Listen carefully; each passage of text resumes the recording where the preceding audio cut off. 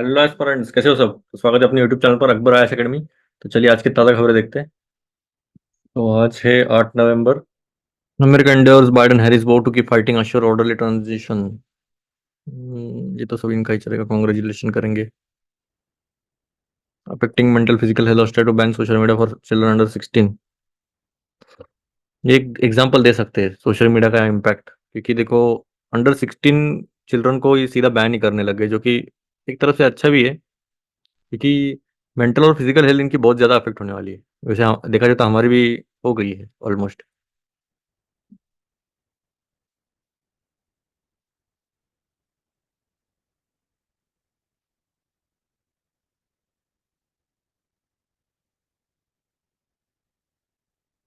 China effect, निर्मार्क्स gets it tsunami,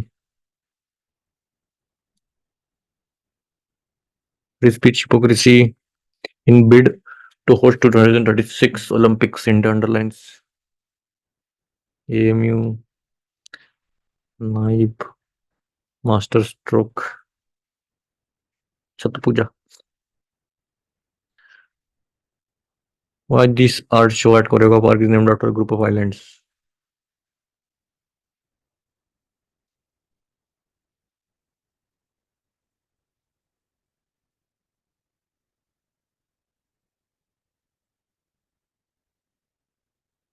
So politics का ही चल रहा है अभी तो.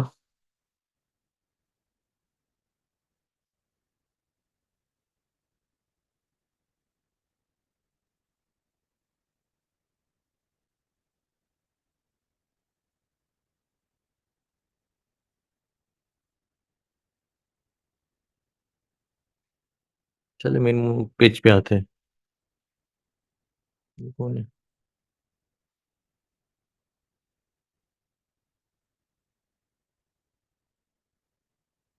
यूएस का ही चल रहा है इधर. First administration.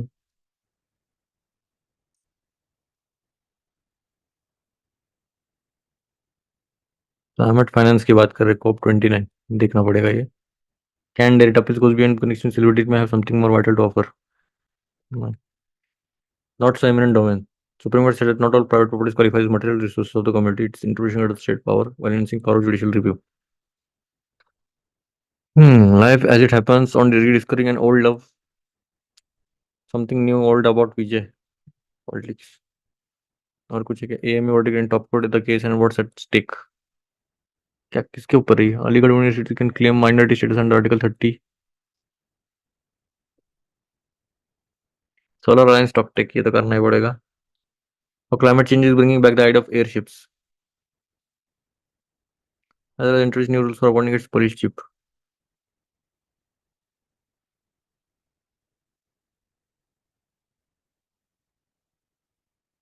ठीक है, मतलब एक दो तीन आर्टिकल इंपॉर्टेंट है.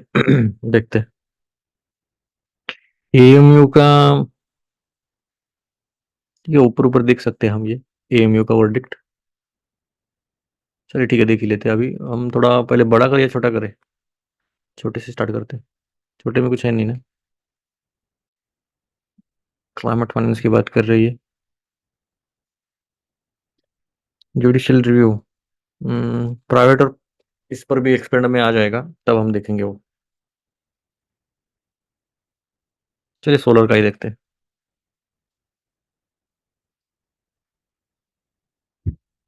International solar alliance launch by PM Narendra Modi in 2015 and led by India ever since has delivered less than its formidable promise. The offtake of solar in the global service south has remained poor. ठीक है. कितना total capacity हमने install किया है? 2014 में इतना था, 2023 में इतना है.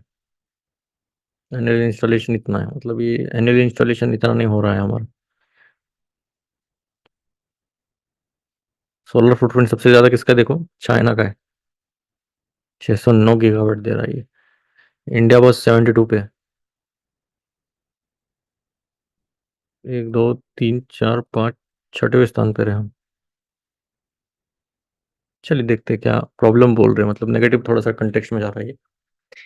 At the 2015 climate conference in Paris,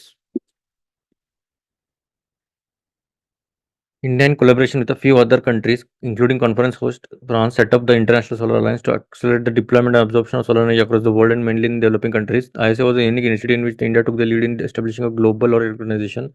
Over the years, ISA has evolved into an intergovernmental organization with more than 110 countries as a members. तो ठीक है, हमने 2015 से शुरुआत की थी कि भाई हम जो सोलर एनर्जी है उसको यूटिलाइज कर पाए अच्छे से, एब्जॉर्ब कर पाए सोलर एनर्जी, और मेजरली हमारा फोकस था कि भाई डेवलपिंग कंट्रीज अच्छे से यूटिलाइज करिए एनर्जी। आई से slow delivery on on delivery, अभी क्या स्लो डिलीवरी कर रहे हैं? Meant to be project developer, it did not install projects itself. It was envisaged as facilitator or force multiplier, which would help countries overcome financial, technological, regulatory, or other barriers. The end result was supposed to be large-scale deployment of solar energy. But 9 years down the line, the ISA doesn't have much progress to show. An ISA facilitated solar power project is yet to start operations. First such project is expected to be in Cuba. Like barrier or solution, China आगे है, Y solar matters, मतलब ठीक ठाक है वैसे, मतलब ऐसा जितना स्पेसिफिक नहीं पूछेंगे कि भाई क्या हो रहा है। बैरियर और सोल्यूशन देखते हैं, वो एक थोड़ा मैटर करेगा। बाकी चाइना क्यों आगे, वो सही आगे, भी पैसा बहुत है तो फिर ऑब्वियस है, और अच्छा यूटिलाइज कर रहे पैसे का भी, वो इंपॉर्टेंट है। हमारे पास भी पैसा है, हमारा थोड़ा सा लीकेज ज़्यादा है, फिर भी जितना डिजिटलाइजेशन जितना किया है हमने, वो तो अच्छी बात है वैसे। हमारा टैक्स टू जीडीपी रेशियो भी देख सकते हो आप, 4 to 5% ही है, एज कम्पेयर टू बाकी के जो 20-30%, इवन 70-80% तक जाता है किन किन का तो। और टैक्स का तो अलग ही लेते हैं ये, टैक्स ही ज़्यादा लेते हैं, इसलिए कोई टैक्स भी भरता नहीं है। ठीक है, टैक्स भरने का भी प्रॉब्लम नहीं, टैक्स अगर भर भी दिया तो भी उतनी अच्छी सर्विसेज देनी चाहिए ना, अच्छे रोड, कनेक्टिविटी, इंफ्रास्ट्रक्चर।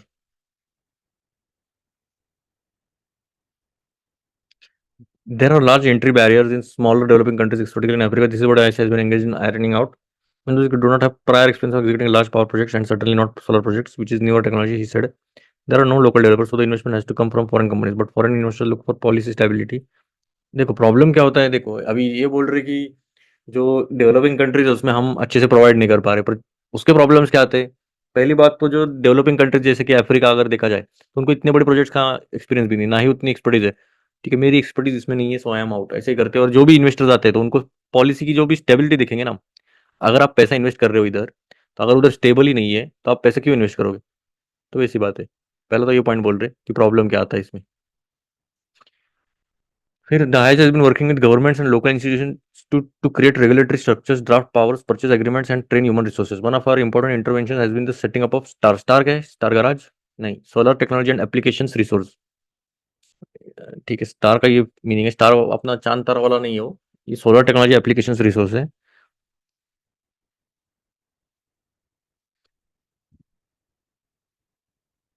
तो इधर से इससे क्या होगा? तो ये लोकल एक्सपर्टीज, जो मैं बोल रहा था कि एक्सपर्टीज नहीं, तो ये लोकल एक्सपर्टीज आ जाएगी और कैपेसिटी बिल्ड होगी उनकी। Mathur, okay sorry, would become visible soon. I think the heavy lifting has been done in the last few years. At least half of a dozen countries are on the verge of floating tenders for power projects. We expect to escalate quickly. IS has been target deployment of 1,000 gigawatts of solar energy, $1 trillion in solar industry. Why solar matters? ये तो पता ही है ज़्यादातर तो climate change का एक बड़ा reason है, प्लस महंगा होते जा रहा है सब कुछ अभी।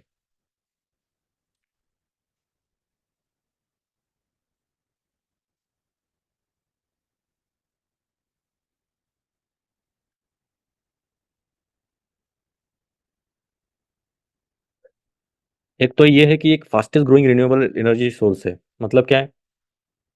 ये काफ़ी तेज़ी से बढ़ने लग गया है और हमारे क्लाइमेट चेंज को टैकल करने के लिए सबसे ऑलमोस्ट एक बेस्ट ऑप्शन है। और ये जो है इसकी ग्रोथ काफ़ी खतरनाक है, 3 से 15 टाइम्स ज़्यादा बढ़ने वाली है, और हमें ये अचीव भी करना है 2050 तक net zero. But as Mathur pointed, only a handful of countries has been deploying it on large scale, see box. ठीक है, हैंडफुल ऑफ कंट्रीज ही कर रहे हैं। 43% of global solar PV is installed in China alone. Top 10 markets account for more than 95% of installed capacity. Less than 2% of new additions are happening in Africa, a region that houses about the solar manufacturing India's role, leadership role. तो हम try कर रहे हैं वैसे। Unfortunately, ISIS good office has been remained large and underutilized, but more important, it has failed to create excitement about solar energy in countries that are desperate in needs of access to cheap and reliable sources. क्या ज़रूरत है, उधर जा रहा नहीं है, ऐसा बोलने का मतलब है, पर उधर भी काफ़ी इंपॉर्टेंट है ना, मेंटेनेंस भी करने आना चाहिए उनको। कुछ डाल के जा नहीं सकते ना, और कोई डालने के लिए तो उतना फंड भी चाहिए। ठीक है, कुछ ना कुछ तो कर लेंगे। ठीक है, देख ही लेते।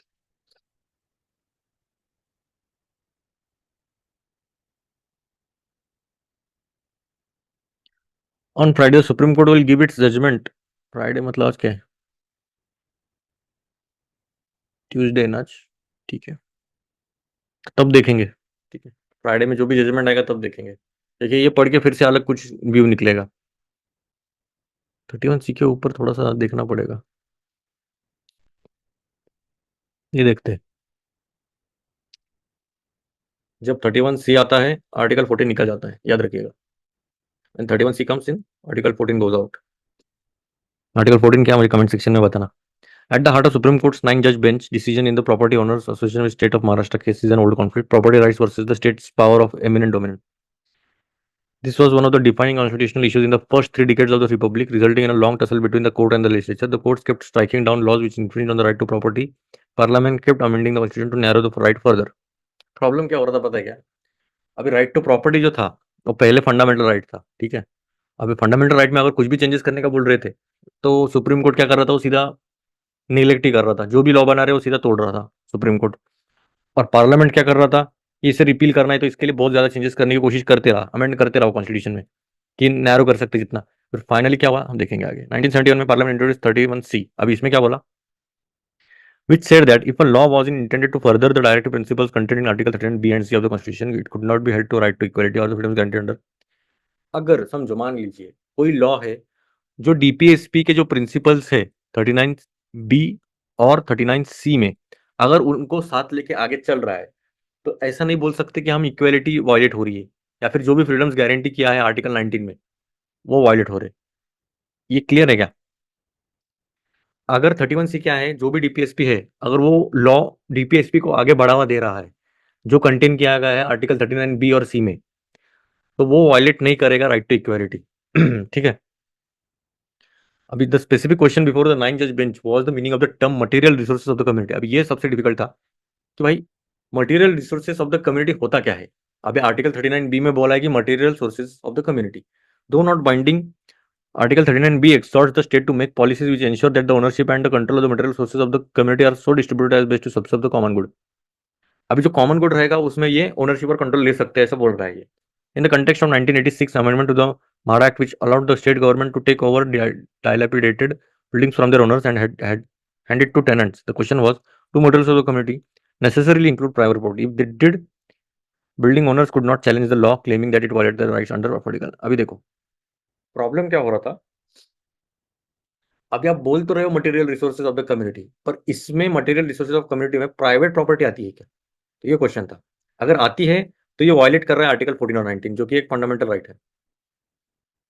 No judgment had been definitely answered this question so far, but one line of cases seem to suggest that material resources included all private property as well। अभी एक केस में ऐसा बोल रहे हैं कि सभी प्राइवेट प्रॉपर्टी आते हैं इसमें। However, these cases were doubted by the Supreme Court in 1990, resulting in the need of 19 to settle the matter once and for all।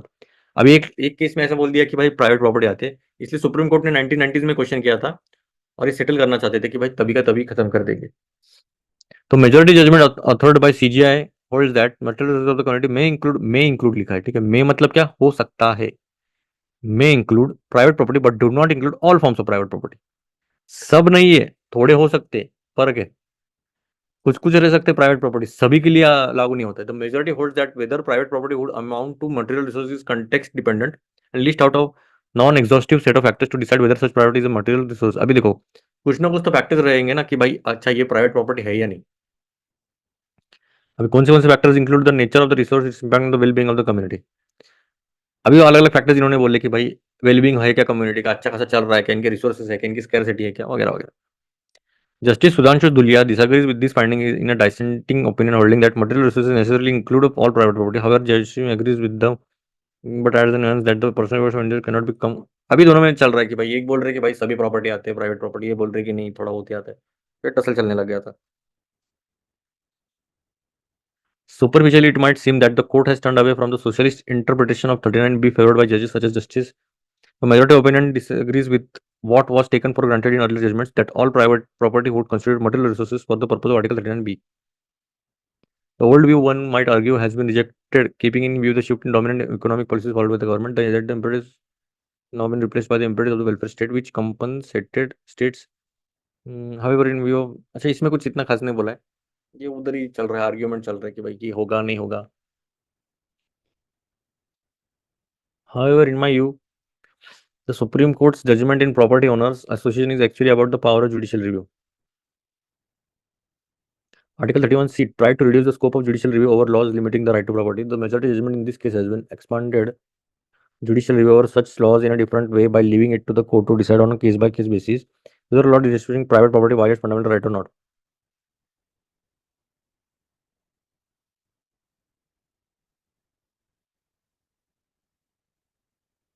Earlier, a simple invocation of Article 39B was enough to put the law out of the reach of judicial review. Now, the court will decide what 39B itself means in such cases before deciding whether the law is outside its reach.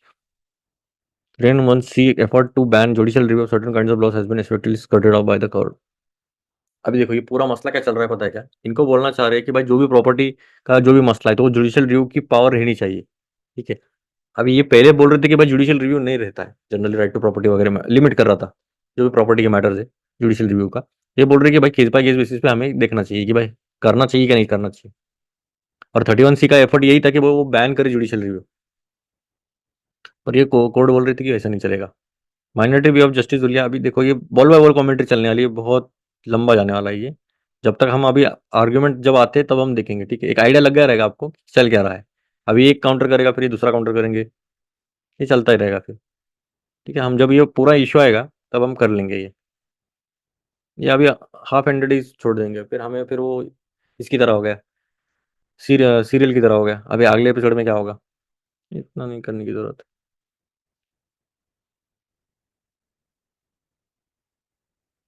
Climate finance एक थोड़ा सा issue है ही, चलो देखते हैं climate finance क्या चल रहा है, देखते हैं।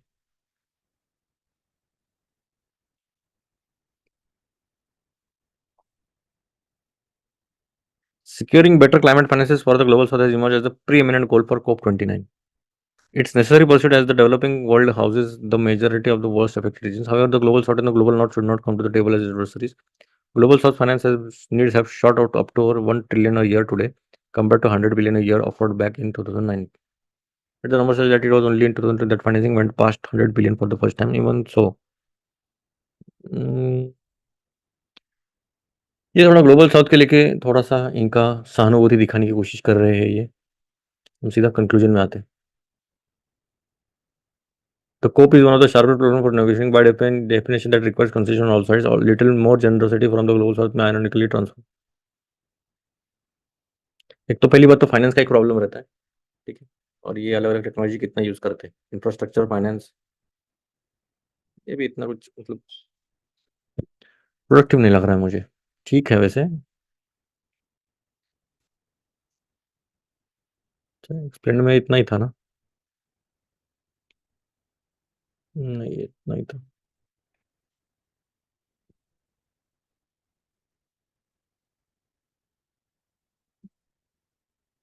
ऑलमोस्ट एक एनसीईआरटी हमारी खत्म हो गई, आप यहाँ पर देख सकते हो एनसीईआरटी की लिंक है। और कुछ है क्या, देखते हैं। मेरे हिसाब से सब हो गया है वैसे, ज़्यादा तो पॉलिटिकली न्यूज़ थे। चलिए फिर मिलते हैं। जय हिंद।